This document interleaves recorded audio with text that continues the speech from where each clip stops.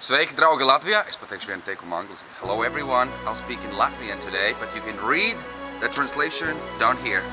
Es esmu Sound Division Studios un, kā jau jūs zinat, pilnā sparā norit darbi pie mana Ziemassvētku albuma un arī šova. Un šeit, šajā studijā, orķestri šodien raksta iekšā savas partijas. Man, protams, ir jābūt drošam, ka viss ir kārtībā. Ejam apstamies, ko dara orķestris. Ejam iekšā. Neviena nav priekšā. Labi, mēs ejam pie orķestri. Nu, te vispār īstenībā ir kā pirtī, nenormāli karsts. Es jau, protams, pie pults nesēžu. Sēž Ivars. Pamāja visiem pasēcī. Halo. Jā, Ivars. Un Džuliāns. Pamāja visiem Džuliāni. Tad viņš skanēs. Viņi skatās, lai orķestris spēlē taisni un skaisti. Un orķestris sēž lūk. Šeit ir 11 dalībnieki.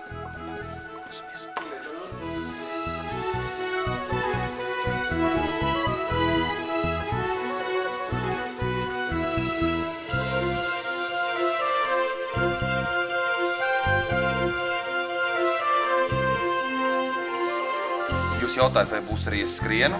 Protams, ka būs. Varbūt, ka pat es brienu. Diriģenti. Vai, es sajaucu.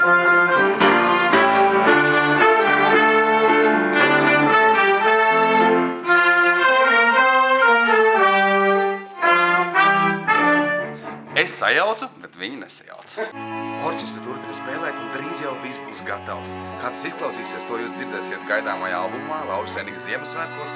Un galvenais es aicinu jūs visus 20. decembrī uz Arēnu Rīga uz šovu ar tādu pašu nosaukumu Lauris Eniks Ziemassvētkos. Šovs, kas būs domāts visai ģimenei, gan lieliem, gan maziem.